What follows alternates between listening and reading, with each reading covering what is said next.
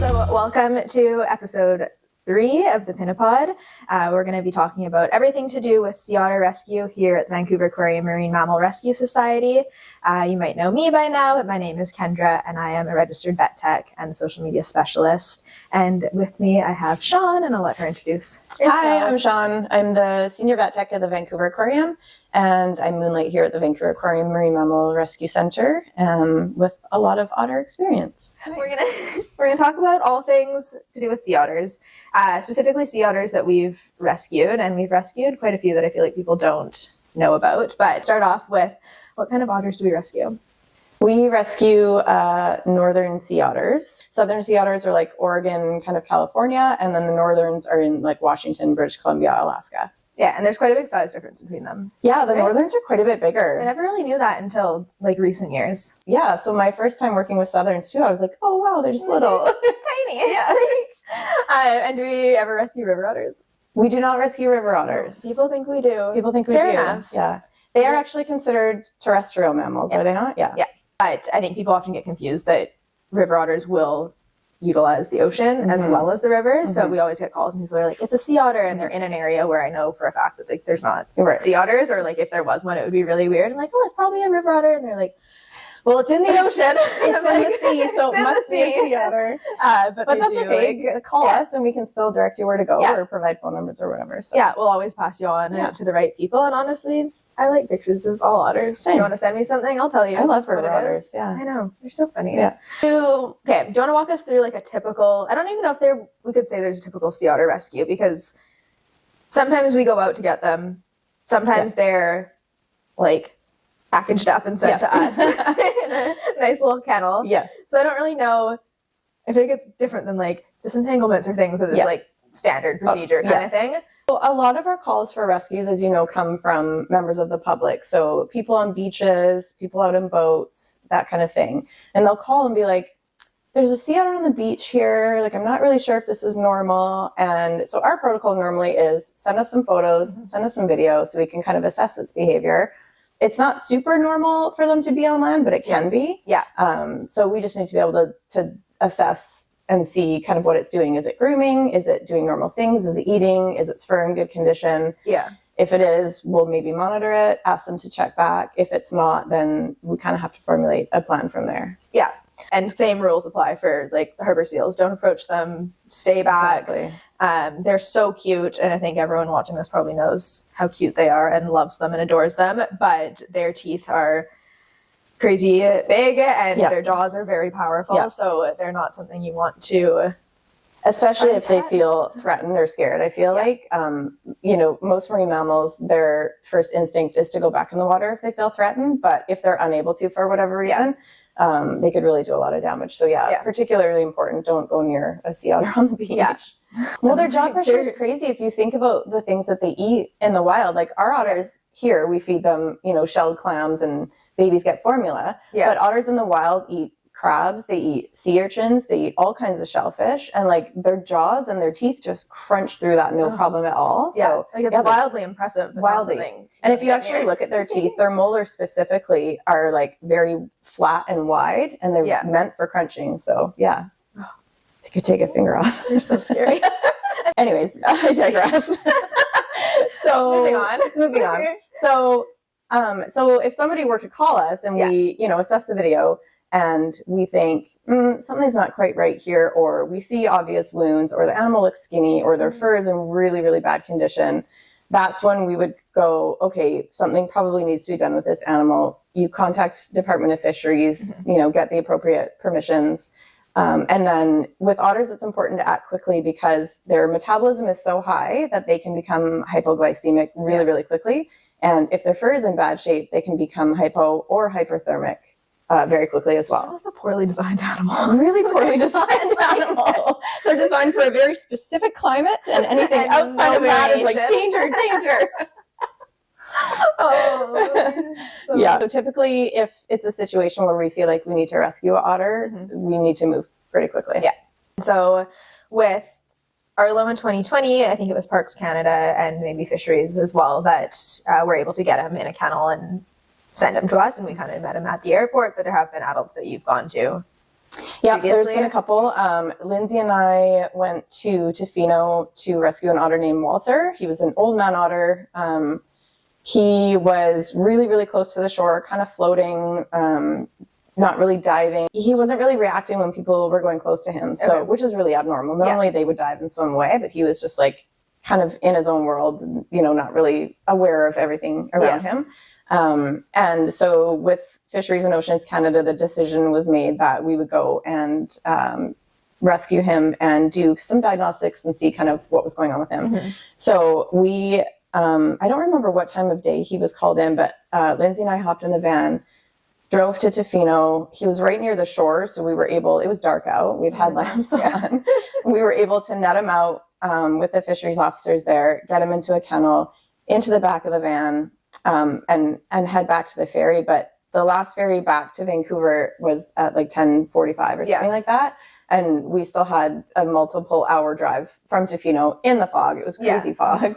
That really was so bad. It was awful. It was so scary. And but at the same time, we've got this critical animal in the back of the vehicle that we can't really get that close to because it can cause a lot of damage. So we're trying to keep the van cool for him. We're trying to offer him, you know, some ice and shrimp to keep him from overheating while we race back to the ferry along these windy roads. So it was a little bit dicey. We made the ferry with about 10 minutes to spare. Yeah. Back here, managed to stabilize him. You know, we do the blow dry thing. We do that with the adult otters too, not just with the babies. Got him to eat something, gave him some fluids, that kind of thing. And managed to get him through the night, and then we could do some proper diagnostics on him. So anesthetize him, x-rays, ultrasounds, all of that kind of thing. Found some open fractures on his flippers, found some broken teeth, and, you know, x-rays is one of the things that we will routinely do for diagnostics on a new rescue. So we took the x-rays, we started at the head and kind of work our way down. So we took the first x-ray of his head, and I was like, what is that? Something's wrong with our settings. Oh, no, those are pellets in his head, birdshot pellets in his head. We realized then that he had been shot, and he had pellets all throughout his head, in his flippers. That's what had caused his open wounds and the fractures, affected his teeth. We had to do some dental work, affected his eyesight, all of those kinds of things. So at that point, we were like, oh, this poor guy, you know, let's do whatever we can to kind of get him through this. And he was a trooper, and otters are survivors, man. Like they eat. You know, if an otter's not eating, there's something seriously wrong with that animal. Like, this otter had been through absolute hell, and he still ate. He was like, sure. He was picky. He liked butter clams, like the little tiny clams in the shell, and he liked gooey duck. So our purchasing department had to source out some gooey duck and order it specially in for him because he had very expensive taste. You know what? At that point, I feel like he deserves it. Oh, absolutely. We're like, whatever you want to eat, here you go. We got him like crabs and like all kinds of things. Yeah. It's funny that you say that, because I do remember that with Arlo too, being like so shocked that this animal who was not even like cognitively there and was barely moving, and then you'd like, I remember having like the little grabbers, and I had put basically like a little plate worth of shrimp, and I like pushed it towards him, and he was like, oh, sweet, thank you. I was like, you're like on death's door. And he's like, well, if the food's in front of me, like, I'll eat it. Yeah, it's like, it's such a basic survival thing with them because, like I said, if they don't, their metabolism is so high, they have to eat so much food to keep their bodies going that it's just like eat all the time. So if a sea otter is not eating, then you got a bigger problem on your hands. So crazy. And then, so what happened with him in the end? So because he had pellets all in his face, it had damaged his eyesight, so he was blind. He was deemed non-releasable by the government, and so the decision was made to move him over to the Vancouver Aquarium to kind of integrate with our otters there. Yeah.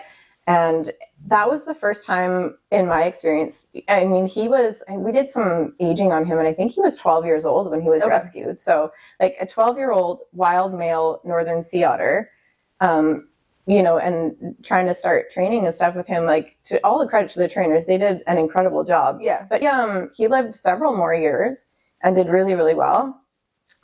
He died an old man. So I think that we did good by him. And I think he had a nice, you know, chill, relaxed last few years of his life. So pretty happy for him.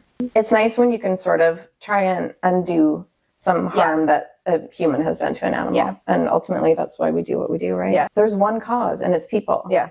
And I hate that. No, I know. So anything that we can do to kind of mitigate that, Yeah. like, well, we're doing it. Yeah. Yeah. So that's sort of like adult sea otters. We've had a few other ones. With the pups, I think they've all, with the exception of Luna, been flown to us. And that's the thing, like, sometimes it's faster for people on the scene to put them in a kennel and get them on a flight rather than us get in the van, drive over there. Especially with where they're often found on like the west coast of Vancouver Island or like way up like northern Vancouver Island. And that's not to say if you find one that you should put it in a kennel and send it to us, still go through all the procedures. And it's usually someone who's in our network or GFO that puts it in a kennel and sends it to us. Yeah. But yeah, sometimes that is genuinely just the fastest way. With Luna, it was a little bit different because she was on a weird island off the coast of Tofino that we couldn't get to otherwise. We couldn't even land a plane there. No. We were supposed to. That kind of became a whole thing. So in that case, we ended up chartering a flight because, and I've got a video clip, and I'll make sure it's in here, but like she was in such bad shape. She looked awful. In the beach. Like we were like, this animal's not even going to survive until we get there. It wasn't a matter of like, okay, like let's call these people and see if DFO can maybe get a boat. And it was like, gotta go. She either comes now or she doesn't. Yeah. So thankfully with her, we had the person who found her happened to be an old volunteer of ours who worked closely with helping raise Hardy, so like new baby sea otters, and was well trained and knew how to handle them. And so once we got all the right permissions, she was able to help us get it off the island and then meet us. They actually they had to take a water taxi to get off that island. So they were on a hike. They were on the other opposite side of the island from where the water taxi picked them up. Yeah. She was somehow in contact with Lindsay. Yeah. The decision was made with fisheries to get her off of that island because she looked so bad. So they wrapped her in a towel, hoofed it back to the other side of the island to catch their water taxi. We hoofed it out to Richmond to get on a plane and flew out and met them in Tofino when the water taxi landed in Tofino. So everything kind of like aligned came perfectly. together so well, because originally, like the way I had left it, I had booked the plane and I was like, they can they can land us float plane at Vargas Island. And so we'll meet them there. And then somehow in between I swapped numbers with Linz and was like, hey, Sean and I are driving, like take over. And then by the time we got there, they're like, weather's bad. We can't land at Vargas anymore. And I was like, oh my God, but that's where they're waiting for us. And Linz was like, nope, already talked to them. They're going to water taxi it over. They had to make their water taxi to get off the island to end their camping trip. Like it was just and we basically landed, took the otter and got back in the plane. She's actually the only pup that we've ever, like when we picked her up, we stopped and did, some subcutaneous fluids with dextrose and we fed her. Yeah. We bottle fed her on the dock because we did a blood glucose and it was really, really low. She was tiny. I think she's the tiniest pup. Yeah. And she still had a bit of her umbilicus. So she was really fresh. So fresh. And, because we had to sit for an hour and a half in the plane, we were like, let's just get her a little bit of something. Yeah. So she can kind of rest for the whole ride. So she took the bottle, which was so surprising. Which also, she then proceeded to never take the bottle. Of all of our otters, we got so lucky with Tofino, who just was like, I'm going to be perfect from day one. Oh, you want me to eat this? Like, great. I love it. You want me to finish this bottle? Done. No problem. And then Luna was like, oh, I couldn't possibly. Oh yeah. Someone had asked how it's decided who goes on rescues, like Tofino or Luna. And I feel like it's kind of like, it's always just you and Lindsay, and then like a game day decision of if more people need to go. It's honestly like who's available. Whether it's a pup, whether it's an adult, whether a vet needs to go. Yeah. Who needs to stay back at the rescue center because there's animals here. Yeah. Who's maybe on a day off that can come in and that can leave. Yeah. It always happens no longer getting a day off, but is available anyway. Yeah, that's kind of how it goes. And obviously you want people that have some experience 100%. As well, because for that reason, if you have to do anything on the dock or in transit, then it's not a fun time to learn on the fly. No, exactly. And I think people always get you can see it happen on site here when you're like getting the call about an animal coming in that's not a seal pup, and everyone is like so ready to just drop everything, and you're like, actually, like it always sucks to be that person, but you're like, actually, we have still like 100 seals that like need to be fed, and they're all neonates too, and like they take priority. So like we do have to like kind of split up, but everyone gets excited over like the one novel animal that's coming in. Course. Like, trust me, you'll get a chance to work with it, but like we can't just drop these poor. You're gonna wish that you didn't get a chance to work. Yeah, you're gonna regret that. But it's not just like backseat. I know, poor seals. It's not just, the 3 people or 2 people going to pick up the otter. It's, the people staying back here, preparing the hospital, building the crib, making the formula. Oh, the rain just started. Torrential. Prepping the formula, getting all of that stuff ready. It's the people coordinating staff for the first 24 hours. And after that, it's the people coordinating the volunteers for the first 24 hours. And after that, so, it's not just 1 or 2 people going to pick up an otter. It's like, it is like a fully involved team effort. The volunteers are scrubbing things that haven't been pulled out of the shed in 4 years. Exactly. We're finding things. We realize that, we need better nipples and bottles. So someone's doing a London drugs run. Like it is just like, so everyone on site is still doing things, but it's... Yeah, and like we only have 1 hospital, so we have to separate the hospital into like a seal side and a sea otter side. And fully set up the sea otter side for any kind of emergency, but then also have the seal side set up for any kind of emergency as well. Because they never come in. Like sea otters can be born year round, but they only ever seem to come to us in like June and July. Yeah, our busy season. Like when we're at our busiest with seals, it's like we'll take like give us one in like don't give us one at all. But like if you're going to like send us one in January when like hours are slow and you're like doing admin and maybe want to like change it up. Yeah, you've got maybe some time on your hands. Yeah. Why can't sea otter pups be released typically?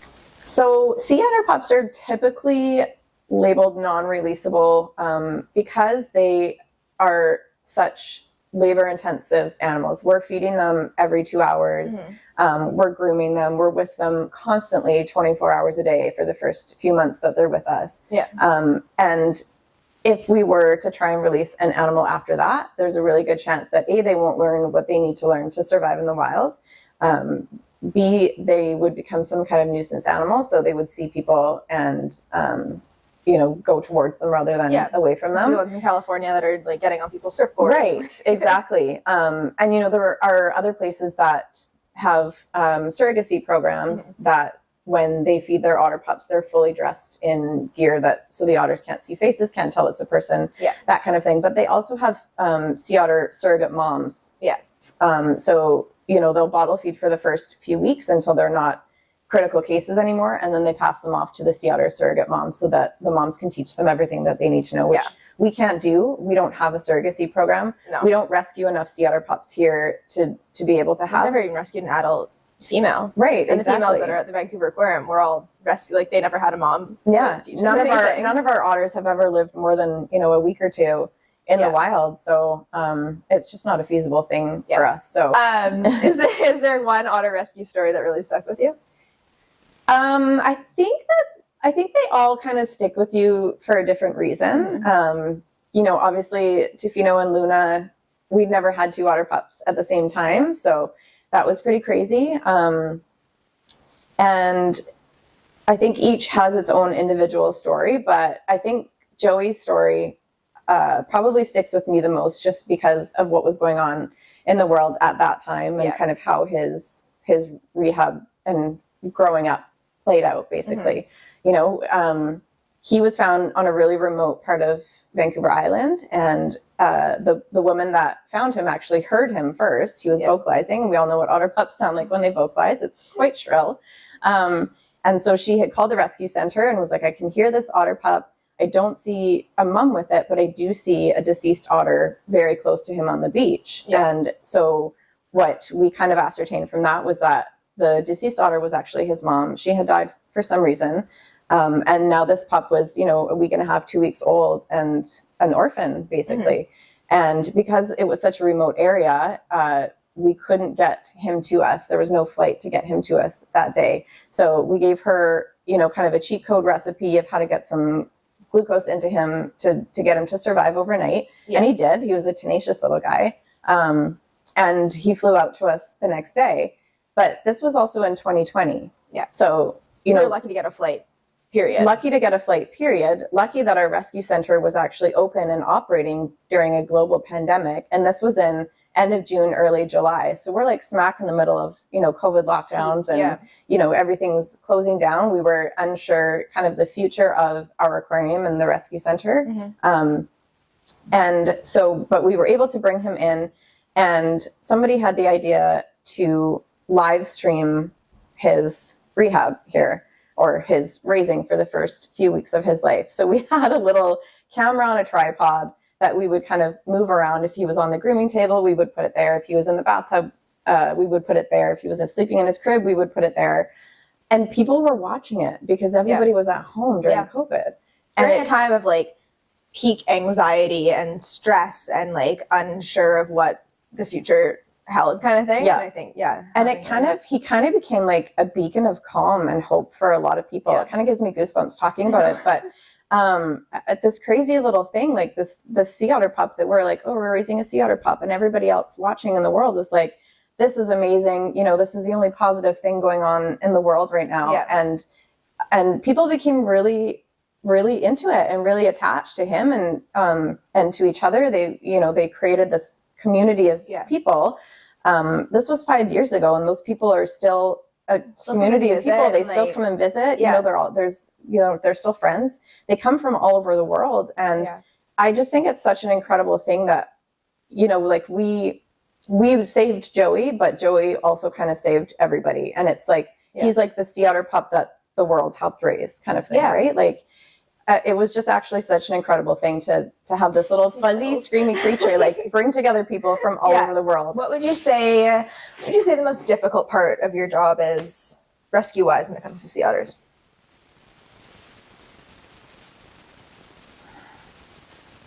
Leaving my house on my day off, knowing that my life is about to be over when that for the next call comes in. Oh, it's just defeat. You read the text message and you put the phone down and you're like, I always get it. Like you see like the group chat or whatever it is, and you're like, okay, like someone found one, right? But it's not here yet. So like maybe this isn't happening. They haven't sent photos, so it's probably a river otter. So this happened with and Cass always blames me for it, but we had Tofino for like a month, I guess, before we got Luna, just under a month.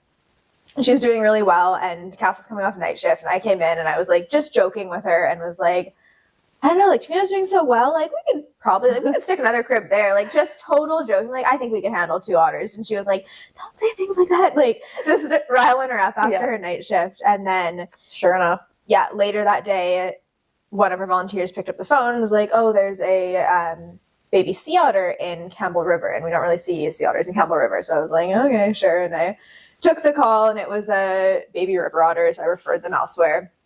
And then I came in and Christy was on, and I was like, Christy, like, I was like, my heart just dropped because they said baby sea otter, and I like, can you imagine? She was like, oh my God, like we could not, like that would be insane. And I was like, oh, I know. And then like an hour later, same thing, the volunteers like, there's another call about a baby sea otter, and I was like, oh, it's probably that one in Campbell River again. And I was like, oh, hi, like where are you? And she was like, oh, I'm just like near Tofino. And I was like, it's like sea otter territory. Then she's like, yeah, like I'm on Burgess Island, and it's a baby sea otter, and like blah, blah, blah. And I was like, okay, and like, you're sure it's a sea otter? She's like, oh yeah, it's like, I used to volunteer with Hardy, like back in the day. And I was like, so you know what a baby sea otter looks like? And she's like, yeah. And I was like, great, send me a picture. Literally within like a couple hours of me being like, we could handle one. The funny thing about those two, because again, we only have one hospital, so we had Tofino on one side, we had Luna on the other side. We were trying not to have any crossover because Tofino had already cleared quarantine at that point, but Luna was brand new. So we don't know, if she came in. Keep them separate for like at least 14 days. Yeah, exactly. Minimum. But they were in the same room. And so, Tofino, we had kind of gotten her schedule down and her routine down. We were good. Luna, we hadn't. She still had a lot of feelings and a lot to say. So she would get started, and then she'd get Tofino started. So it'd be like back and forth between the two, and whoever was on Luna would be like, I'm so sorry, and then Tofino's person would be like, get your otter under control. It's like a domino effect. And then in the inside, you're just like, I personally, I get overstimulated so easily. Same. And so you'd have like these 2 otters like screeching on opposite ends of the room, but then you'd also have the fans going, and it's like, when you like turn off like your oven fan after you fit, and you're like, but you didn't get that relief. Like it was just like constant, or maybe like you'd finish drying your otter and then turn your fan off, and you're like, and then like theirs is wet, and you have to turn theirs on, and like the air conditioning's going, and people are talking, you're like, your eyes start squitching. You're in the fetal position in the corner. Like, pretty quickly. I'll go get ice cubes from the walk-in freezer and just like stand. And like just pick up your otter and walk out of the hospital and take a breath. And I think it depends on the otter what the hardest part is. I mean, the pups are so labor intensive. You know, we're here 24 hours a day, but we all have other jobs to do as well. So it's like, you know, especially extra work here in peak season. Like we're staffed for the 100 plus whatever seal pups that we get from 7 a.m. to 10 p.m.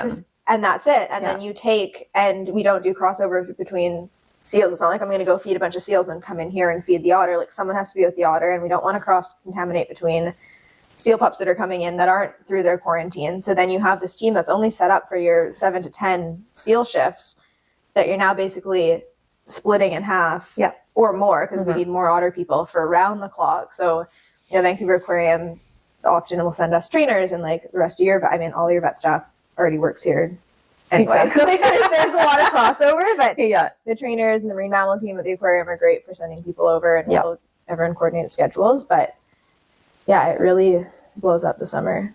And that's what we're going to talk about at some point, is that obviously Vancouver Aquarium Marine Mammal Rescue Society, 2 separate facilities, same-ish name, super confusing, but we are separate, different locations. Yes.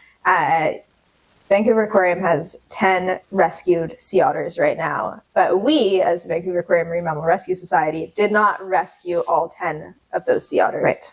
We've rescued 5 of them that we like took the call, dealt with, brought them into our center, and then so that would be Hardy, Joey, Quatsi, Luna, Tofino, and then the other 5, and I'm going to name all of them. Okay. Rialto, Matt Kunit, Katmai, and Taz.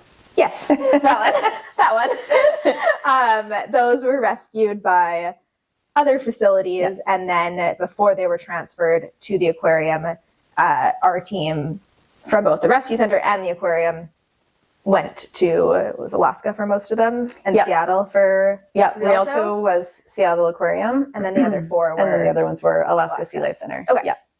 Yeah, so we, I think the only ones that we didn't help out with were Mac and Kunik. They were rescued and raised by the Alaska Sea Life Center and then transferred to our aquarium.